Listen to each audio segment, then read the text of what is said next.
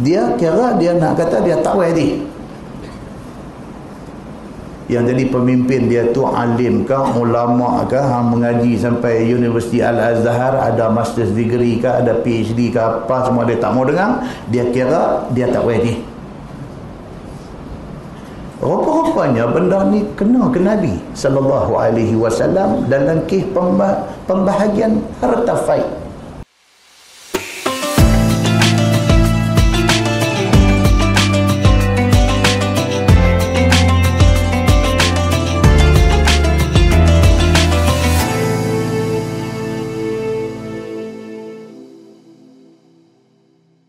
Ke negeri duk himpun orang tak mau. Cerita kat aku. Hampa tak puas hati dengan aku ke? Hampa tak puas hati tang mana ke? Apa silap? Bagi tahu mai. Nabi kata. Faqala fuqaha'ul ansar. Daripada kalangan ansar ini ada fuqaha dia, ada orang yang menjadi pemuka dia, ketua-ketua dia.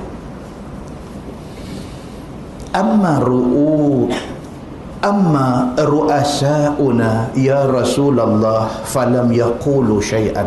Depa ni yang jadi ketua-ketua kepada geng hak main ni kata,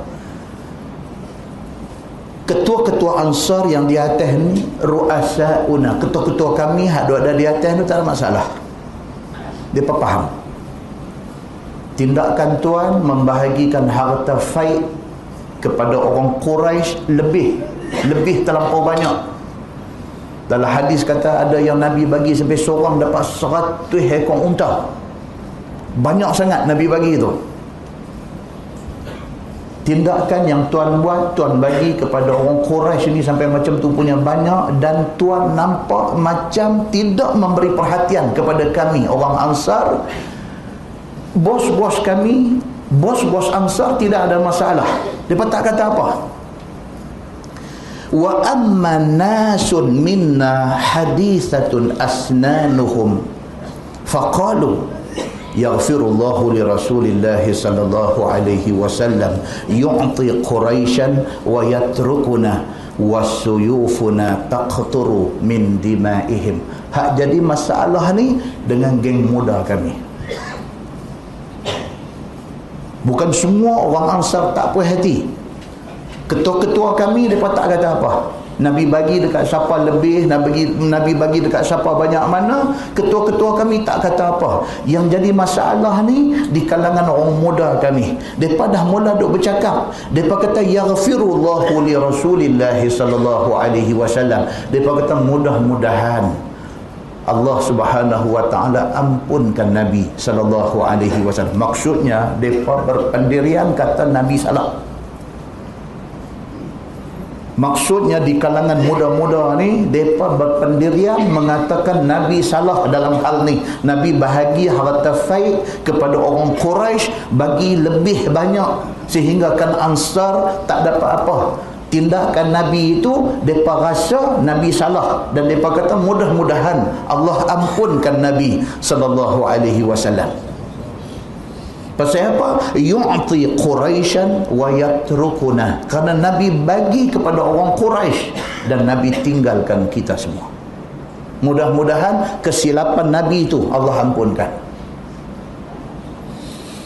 Wasuyufuna taqturu min dimaihim. Sedangkan kita sama-sama pergi perang, pedang kita pun darah kafir musyrikin Makkah yang kita pergi lawan duk menitik lagi darah. Tiba-tiba kita tak dapat bahagian. Pak tuan-tuan, bukan senang jadi ketua nak bagi semua orang duduk di bawah puas hati. Hak tak puas hati ni kadang bukan dia reti pun, tapi tak puas hati. Dia kira dia nak kata dia tak puas hati. Yang jadi pemimpin dia tu alim ke, ulama ke, hang mengaji sampai Universiti Al-Azhar, ada master's degree ke, ada PhD ke apa, semua dia tak mau dengar. Dia kira dia tak puas hati. Rupa-rupanya benda ni kena ke Nabi sallallahu alaihi wasallam dalam kes pembahagian harta faid. Sudah kena ke Nabi sallallahu alaihi wasallam. Faqala an-Nabi sallallahu alaihi wasallam fa inni u'ti rijalan hadithi ahdin bi kufrin. Nabi kata okey. Nabi kata aku faham cerita dia lah ni. Jadi maknanya hampa tak puas hati pasal pembahagian harta faid. Aku bagi kepada kepada orang-orang Quraisy yang baru masuk Islam. Aku bagi dekat mereka banyak, hampa tak puas hati. Nabi kata, baiklah, aku nak terang. Nabi kata, mereka tu baru masuk Islam. Nabi kata, ata'allifuhum, aku bertujuan untuk menjinakkan hati mereka. Tuan-tuan pernah dengar perkataan mu'allaf? Mu'allafatu qulubuhum. Mu'allaf ni maksud dia apa? Lembut, jinak. Yang kata golongan mu'allaf ni golongan yang hati dia baru jinak. Dia daripada agama bukan Islam, dia masuk Islam. Kita orang Islam bertanggungjawab menjinakkan hati dia supaya dia rasa Islam ni bagus, Islam jaga dia, Islam ambil berat dia. Nabi kata aku bagi dekat mereka tadi banyak pembahagian harta faid, aku bagi kepada Quraisy banyak. Pasal apa? Pasal mereka ni baru masuk Islam. Aku nak jinakkan hati mereka dengan Islam. Itu strategi. Amma tardawna an yazhaban nasu bil amwal wa tazhabuna bin nabi sallallahu alaihi wasallam ila rihalikum. Nabi kata hampa tak redha ke depa bawa balik harta banyak tapi hampa bawa balik Nabi sallallahu alaihi wasallam ke rumah hampa? Nabi kata begitu. Puak-puak Quraisy tadi ni depa aku bagi harta banyak, depa ambil harta tu depa bawa balik rumah depa, tapi hampa aku tak bagi harta banyak macam aku bagi dekat Quraisy, tapi hampa dapat aku. Nabi kata aku balik dengan hampa, aku duduk di rihal hampa, di rumah-rumah hampa. Mana lebih baik, mana lebih istimewa, dapat harta ke dapat Nabi? Nabi kata aku tak duduk dengan Quraisy, aku main duduk dengan hampa di Madinah ni, aku main duduk dengan Ansar di Madinah. Keputusan aku tadi, aku bagi harta rampasan ni lebih kepada Quraisy pasal mereka baru masuk Islam. Aku nak mereka rasa Islam ni jaga mereka. Itu tujuan dia. Aku pemimpin, aku melihat daripada atas. Tapi hampa semua, aku duk ada dengan hampa. Ini satu keistimewaan. Ini satu anugerah Allah. Fa wallahi, Nabi kata demi Allah, lama tanqalibuna bihi khairun mimma yanqalibuna bihi. Demi Allah, Nabi kata, apa yang mereka bawa balik berbanding dengan apa yang hampa bawa balik, hak hampa bawa balik ni jauh lebih istimewa di sisi Allah Subhanahu wa ta'ala. Nabi kata mereka dapat unta 100 ekor. 100 ekor tu nak banding dengan hampa dapat Nabi. Demi Allah, Nabi kata dekat Ansar ni, hampa dapat jauh lebih istimewa daripada apa yang Quraisy dapat. Qalu, sahabat Ansar yang tadinya tak puas hati bila dengar Nabi bagi penjelasan macam tu, qalu, mereka kata, ya Rasulullah, qad radina.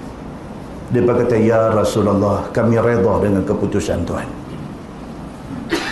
Nampak tuan-tuan, kadang-kadang apa isu, apa masalah timbul ni, dia nak penjelasan. Dan penjelasan tu kalau boleh diberi oleh orang yang ni, Nabi sendiri bagi penjelasan.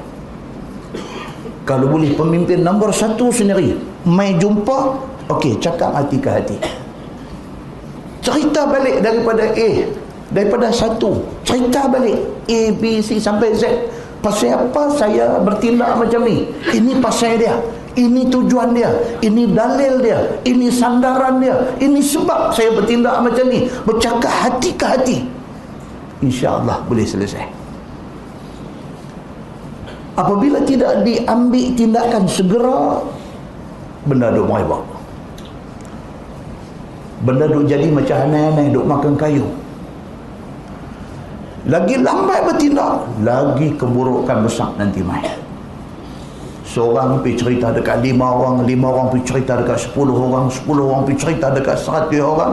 Dia pergi cerita berdasarkan faham dia, bukan daripada faham yang sepatutnya. Maka akhirnya dia mengundang satu masalah yang sepatutnya kecil menjadi besar. Muslimin dan muslimat yang dirahmati Allah sekalian, bila Nabi panggil semua Ansar ni mai duduk, Nabi tanya mereka, apa masalah hampa yang hampa duk kata tak puas hati dekat aku? Mereka pun bagi tahu, ya Rasulullah, kami pi perang sama dengan tuan, kami pi perang. Harta yang dapat tu sepatutnya kami ada bahagian kami, tapi pasal apa bagi kat kami sikit, pasal apa mereka ni dapat banyak sedangkan pi sama-sama. Itu masalah dia. Nabi kata macam ni cerita dia. Mereka ni baru masuk Islam. Aku bagi banyak ni pasal apa? Pasal nak bagi hati mereka lembut. Nak bagi hati mereka rasa Islam jaga mereka. Itu tujuan aku bagi banyak. Hampa jangan duk jadi hal dengan benda ni. Wallahi aku nak abang dekat hampa. Nabi kata, mereka dapat harta banyak, tapi hampa Ansar, hampa dapat aku. Hampa dapat Nabi SAW duduk dengan hampa. Wallahi Nabi kata, apa yang hampa dapat ni jauh lebih istimewa daripada apa yang mereka dapat. Bila mereka dengar benda ni daripada mulut Nabi SAW yang mulia ini, terus mereka kata, qad radina ya Rasulullah, ya Rasulullah, kami redha, kami puas hati kalau ini ceritanya. Minta maaf mana yang kami salah faham. Settle benda tu masa tu juga.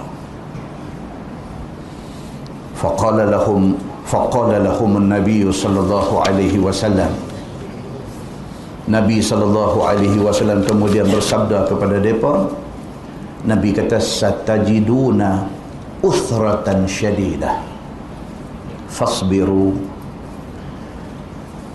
Nabi kata, aku nak abang dekat hampa satu. Hampa akan dapati dalam hidup hampa ni satu keadaan yang disebut sebagai uthratan syadidah. Hampa akan jumpa dalam hidup hampa, dalam perjuangan hampa, hampa akan jumpa satu keadaan di mana ego hampa cukup kuat. Nabi kata, dalam kita duduk dalam perjuangan, dalam kita duduk dalam hidup ni, kita akan lalui satu saat, satu ketika, satu waktu yang mencabar ego kita. Dia challenge ego kita. Nabi kata, dalam hidup kita, dalam perjuangan kita, kita akan jumpa satu ketika, satu benda yang disebut sebagai uthratan syadidah, satu ego dalam diri kita. Fasbiru. Nabi kata, bersabarlah. Bila kita tersampar, bila kita jeremuh keadaan ini, keadaan di mana dia test ego kita, Nabi kata satu aja, fasbiru, sabar, hatta talqau Allah wa rasulahu sallallahu alaihi wasallam. Sabar sehingga hampa jumpa Allah dan jumpa Nabi sallallahu alaihi wasallam. Sabar, jangan melompat, jangan melatah, jangan jadi kelang kabut.